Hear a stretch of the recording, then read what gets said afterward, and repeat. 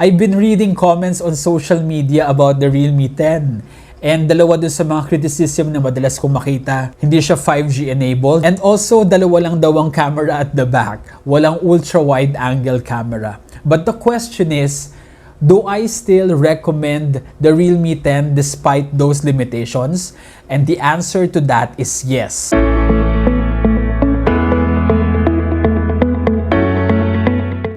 Hi everyone, this is Mark of TechPinas, and as promised, I'm now going to give you my full review of the Realme 10, which is now officially available here in the Philippines. So I've been using this Android smartphone for several weeks now, and I heard that it's now officially a bestseller. So if you're now thinking about purchasing this cool smartphone, join me. Let's go! So the first thing I want to talk about is the design of the Realme 10, which, as I've noted in my unboxing video, is really one of its strongest selling points, or isa talaga to sa mga pinaka-attractive na features nitong phone na to. As soon as you take it out of the box, the first thing you will notice is just how handsome or gorgeous this phone is. What I have here is the Clash White colorway of the Realme 10, and as I've shown you, it has this glittery iridescent back panel na talaga nga namang very eye-catching. The mid-frame of this phone is made of polycarbonate, but it has that metallic finish that gives it an air of elegance and sophistication. So definitely in terms of looks or design, this is a phone that you won't be shy to flaunt in the cafe or even in the office, or maybe if you have a date, you won't be shy to take out this phone dahil talaga nga namang very attractive. This is the back panel of the Clash White colorway. And as you can see, as it is, very attractive talaga siya, no? Pero ang maganda dito sa Realme 10, kapag nilagay nyo pa yung soft silicone case na kasama sa package, nag-iiba yung look niya into something that's equally attractive. So tingnan ninyo to. O diba? Iba yung vibe niya pero ang ganda-ganda pa rin. Realme calls the glittery iridescent finish of the Realme 10 light particle design. And you can even appreciate it even with the soft silicone case on. Next, I'll talk about the screen of the Realme 10. And for me, as I've noted previously, this is also one of the strongest features or selling points of this model along with the design. Realme 10 flaunts a 6.4-inch Full HD Plus 1080 by 2400 pixels Super AMOLED display with 360Hz touch reporting rate and 90Hz refresh rate. So what's so special about the 360Hz touch reporting rate? So basically, kung mapapansin niyo in some phones, kapag nag-swipe kayo, parang may delay pa yung screen transition that should go with it, no? But with this phone, almost instantaneous ang response ng screen with every swipe of your finger or with every tap that you make on the screen. Napakabilis niya talaga. Actually, itong feature na to usually noon nakikita natin sa very expensive or flagship level handsets just like the iPhone, and I'm glad that users can now enjoy it on a phone in this price bracket. How about the refresh rate? So basically, medyo technical to. The refresh rate refers to the number of times per second that the screen is able to draw a new image. So naturally, habang mas mataas ang refresh rate, nagiging smoother or mas swabe ang dating ng images on the screen. And it really enhances the viewing experience. And for gamers out there are many titles currently that already support very high refresh rates. And you will really reap the benefits of that high graphics setting on the Realme 10 with its Super AMOLED display supporting 90Hz refresh rate. This phone sports a 6.4-inch Full HD Plus Super AMOLED display na talaga nga namang very brilliant, crisp, and also vibrant. The colors really pop out and you will really appreciate the details on photos and videos that you will view on the device. Also, this Super AMOLED panel that doesn't require backlighting allowed the Realme 10 to be very thin at only 8mm and also to be very light at just 178 grams. So whether you use your smartphone mostly for updating your social media applications watching YouTube videos like this one, reading blogs like TechPinas.com, or playing games like my favorite Mobile Legends Bang Bang, I think that you will find the viewing experience very enjoyable on the 6.4-inch Full HD Plus Super AMOLED screen of the Realme 10. Compared to the IPS display of most smartphones in this price category, enjoying the benefits of the energy-efficient and brilliant Super AMOLED panel on the Realme 10 is truly a big treat. Next, I'll talk about the imaging capabilities of the Realme 10. So let's start with the two cameras at the back. I know that some of you criticize the Realme 10 because of the few cameras at the back, and understandably so, because some phones in this price echelon or price bracket have 3 or 4 cameras sa rear. This one, dalawa lang. Realme 10 has a 50 megapixel AI camera, and that's the main camera, and it has a 2 megapixel depth sensor. So ang tanong, maganda ba tong 50 megapixel camera na to? And the answer to that is yes. Here are some photos that I've taken using the main camera or the 50 megapixel camera of the Realme 10 in various lighting conditions.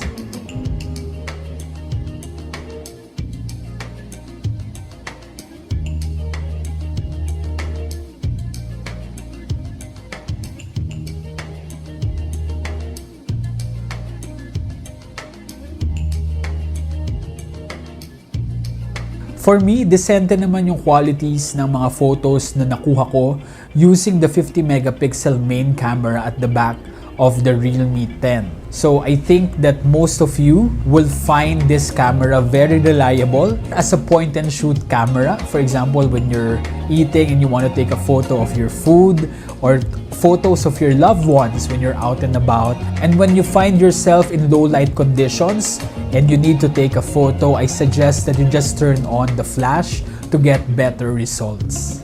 The secondary camera here is the depth sensor, and this one enables portrait mode, which gives you that beautifully blurred background to highlight your subject. Here are some sample shots with that beautiful bokeh effect. Like many of you, I also wish that Realme 10 had 3 cameras at the back, with one being an ultra-wide camera for landscape or architectural photos, and also for snapping photos of large groups of people like your family or barkada without having to take several steps back. So malaking bagay rin kasi talaga yung ultra-wide angle camera no? But I guess that it's one of the things that Realme tried to cut corners on to keep the price of the Realme 10 very affordable. So kapag iniisip ko siya or kino-consider ko yon, I guess okay na rin, di ba? Para mas maraming mga Pinoys ang makapag-enjoy ng benefits ng Realme 10. Lalo na ngayon na kagagaling pa lang natin sa pandemic at meron pang inflation, di ba? So malaking bagay talaga na very accessible ang price nitong model na to. Now, for consumers like me who love to take selfies pa rin, di ba? This phone, the Realme 10, has a 16 megapixel front-facing camera housed in the punch hole in the upper left corner of the Super AMOLED display. And honestly, of all the Realme phones I've reviewed, the Realme 10 gave me the best looking selfies so far. Nakikita ko rin that Realme has been listening to consumers, and they've been steadily improving the beautification software for their front-facing camera. And I'm sure na makikita nyo yan or ma-appreciate nyo yan in your own selfies taken using the Realme 10. Now, for TikTokers or aspiring vloggers and YouTubers, the Realme 10 shoots full HD 30 frames per second videos using the front-facing camera and also the main camera at the back. Now, obviously, the video quality won't be the same as what you will get from more expensive flagship-level smartphones, but I think that for most users, you will find that the quality of the videos will be quite good enough for everyday use. Here are sample clips that I've recorded using the front-facing camera and also the main camera of the Realme 10. Okay. Oh, kaway na kayo. Yay! Hi! Say I love you! I love you po all. I love you all! I love you po all. Oh, kiss na kayo! Kiss na kayo. Wow! Abang katingin na nga. Hi! Jaden, say hi! Hi. Hi! Hello! Hi! Bibili po kami ng ice cream lang po. Mami lang po yung daddy. Oh, bili kami ng ice cream. Okay now! I love you! I love you na po. Okay. Okay. Now, obviously, I can't really say that the video quality is extremely high or that the dynamic range is very good. Hindi ko rin masasabi that this is a cinematic powerhouse or that it can replace or supplement your cinema camera or even your mirrorless camera. But personally, I think that the Realme 10 can already give you decent looking videos, lalo na for just casual shooting. Kung hindi nyo naman habol yung sobrang cinematic looking vlogs and you just want to capture, you know, your everyday life with your loved ones or what you do at work, or even to shoot TikTok videos from time to time of yourself dancing or giving, for example, some inspirational advice if you're into that, I think that the Realme 10 could be a great companion for you. Especially if you're not yet ready to spend big money or upwards of 30,000 pesos on a smartphone for content creation. Pwedeng-pwede na kayo magsimula dito sa Realme 10. Now, I'll jump to my thoughts about the internal hardware as well as the overall performance of the Realme 10. So this smartphone is powered by a 6nm 2.2 GHz octa-core MediaTek Helio G99 processor with a Mali G57 MC2 GPU. The RAM is 8GB, and as for the internal storage, there are two options, 128GB and 258GB. Now, ang interesting kasi dito sa phone na to is the RAM, no? Because you can actually expand the RAM of this phone by up to 5GB using Realme's own virtual RAM technology that borrows space from the internal storage to boost the multitasking performance of their handsets. And because of that innovation, pagdating talaga sa running multiple applications at once, wala akong masabi dito sa Realme 10. Even when you're playing games and kailangan ninyong mag-jump to another application like Facebook, Twitter, Messenger, swabing-swabe yung experience na yan with the Realme 10. Good talaga siya. Also, what I have here is the version with 256GB of internal storage. And I think that it's really a big treat given the price point nitong phone na to. And with that, let me give the prices of the Realme 10. So the one with the 128GB of internal storage, also with 8GB of RAM yun. The regular price is 12,999. But during the launch, nagkaroon yan ng sale, no? So naging 10,999. So at that amount, sulit naman siya, I think. But the variant I'd like to recommend to you is the 256GB version. So this one. So the regular price of this is 14,999. Pero Realme also recently offered a 2,000 pesos discount on the 256GB version. So ang magiging presyo na lang niya is 12,999. And at that amount, I think it offers tremendous value for money. Because you will really need that large storage space, lalo na ngayon, with apps becoming heavier and heavier. And also, if you want to take photos at 50 megapixels, this has that mode.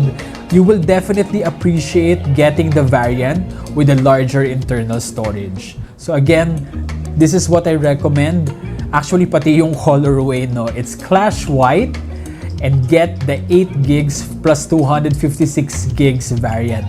Yan yung tingin kong sulit na sulit pagdating sa Realme 10. Now, as for the performance of the processor, based sa aking experience using this phone for several weeks, I haven't really experienced stuttering, crashes, or even lags while running applications. Even nga, like what I said, multiple applications. It's obviously not the most powerful mobile chipset out there, but for most users in terms of casual use or day-to-day usage, I think that most of you will find it to be more than adequate, no? And again, malaking tulong talaga yung that expandable 8GB of RAM of the Realme 10 to really give you even better performance, lalo na if you're a power user who runs many applications all at once. Now, for mobile gamers out there, kamusta ba yung graphics performance nitong phone na to? Well, personally, I have to admit I only play Mobile Legends Bang Bang, largely because medyo busy talaga ako to try out more games, no? But I'm sure that marami sa inyo, yan talagang game na yan ang iniisip ninyong laruin often on this phone. Dahil talagang sikat na sikat nga naman ng Mobile Legends dito sa Pilipinas. And I'll be happy to tell you na swabing-swabe ang performance ng Mobile Legends on the Realme 10, as I've also shown you in a TikTok video, no? Even with high frame rate and ultra graphics turned on, very smooth ang gaming performance on Mobile Legends Bang Bang on the Realme 10. Basta okay ang internet connection ninyo, wala kayong magiging problema running ML on this handset. Now, punta naman tayo sa privacy and security features. Realme 10 supports your usual pattern and passcode unlock. Yan yung legacy methods of securing your handset, no, against those who want to check out the content of your phone without your permission. So, andyan na available. On top of those, Realme 10 has a side-mounted fingerprint scanner that's integrated with a power button. Needless to say, this offers a veritable layer of privacy and security aside from the usual methods of securing your handset. I also want to note that this is probably my favorite placement of the fingerprint scanner since I usually register my thumb. Kasi pag naka-integrate yung sensor na to with the power button, it only takes one finger gesture both to unlock the phone and also to fire up the display. So okay na okay talaga sa akin yung side-mounted fingerprint scanner. I know na meron sa inyong nagwi-wish na sana meron tong in-display fingerprint scanner, which some handsets in this price category also have, no, or used to have. But personally, definitely walang issue sa akin yan kasi nga ito talaga yung gustong-gusto ko na placement ng fingerprint sensor. And finally, let me share my thoughts about the battery, the uptime, and also the charging speed of the Realme 10, which I think are very important to many users, no?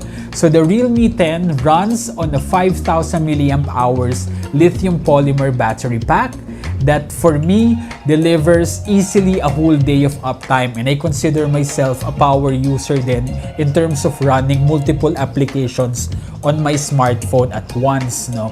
But according to Realme, you can actually get up to 21 hours of video playback on YouTube from this smartphone on a full charge. So napakahaba talaga ng battery life nito. So earlier I said I easily get a whole day of uptime.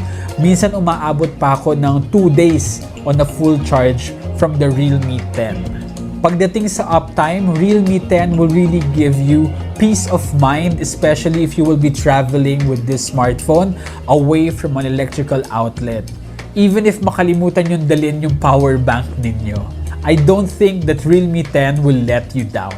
In terms of the battery, another very useful feature of the Realme 10 is the 33-watt Super VOOC fast charging technology, which gives you 50% charge from no charge at all or 0% charge in just 28 minutes, which means that it can give you a full charge in less than an hour or around 56 minutes.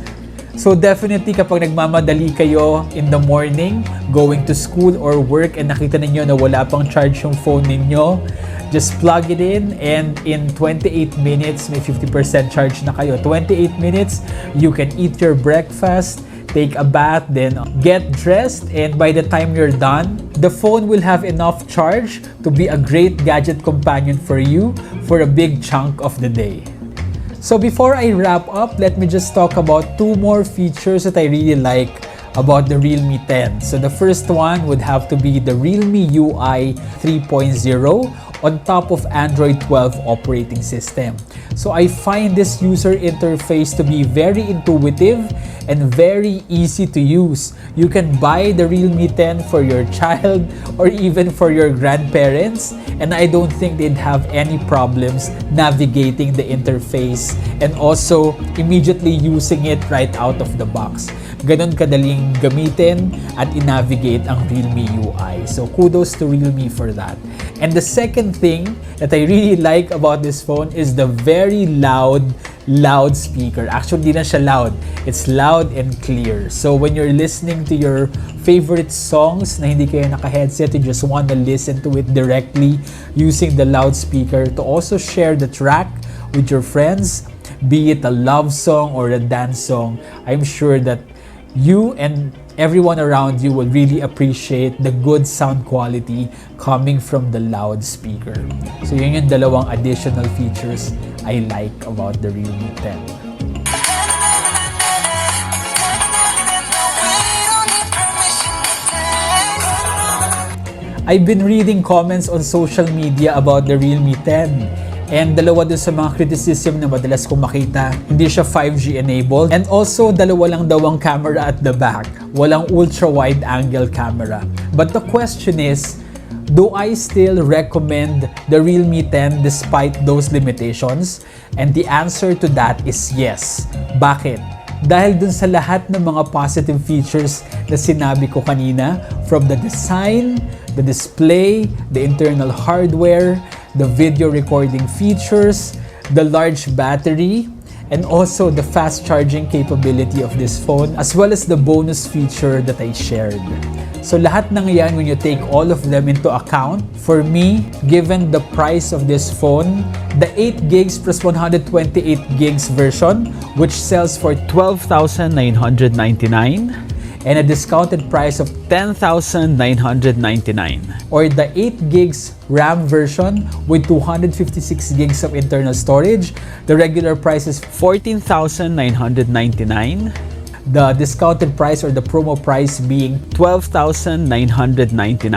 I think all things considered, isama na natin yung mga limitations niya and the areas where Realme had to cut corners to keep the price of this phone accessible, lalo na ngayon na we're still in challenging times financially.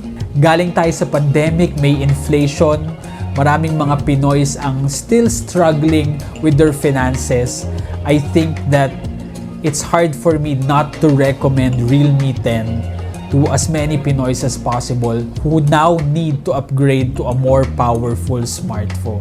So kung medyo tight talaga ang funds, go for the 8 gigs plus 128 gigs version. But personally, what I recommend is the 8 gigs of RAM plus 256 gigs of internal storage variant, which has a discounted price currently of $12,999. At that amount, given everything that this phone offers, I think that it offers great value for money. So there you have it. Those are all my thoughts about the Realme 10. I think that this will be a great update for those who are still using an entry-level smartphone or an aging mid-range smartphone, who are now yearning for something that's more powerful with updated specifications. Again, this is Mark of TechPinas. If you have any questions about Realme 10, just leave them in the comment section below. I hope that you can support the TechPinas YouTube channel, so don't forget to like this video and to subscribe by clicking on the button below. Alright, that's it for now, and I'll see you again soon.